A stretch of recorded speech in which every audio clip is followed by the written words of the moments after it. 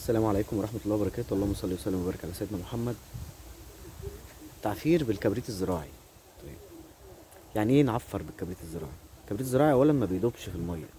طب لما نيجي نستخدم الكبريت الزراعي كتعفير بنعفر بالطريقة اللي انتوا شايفينها دي. احنا بننشر او بننصر البودر. بنرش البودر على النبات بنفس الطريقة دي. اولا الكبريت الزراعي بيحمي من فترات الصقيع والشبورة والبرد، عشان خاطر الإصابة بتاعة الفطر بتاع البياض الدقيقي والبياض الزغبي.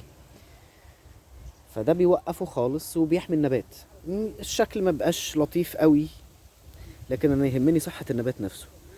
والله ما عنديش كبريت زراعي اقدر اجيب مبيد فطري وارش النبات مرتين في الشهر خلال فترة الشتاء ان امكن. فطريقة التعفير بنعفر بنفس الطريقة ديت.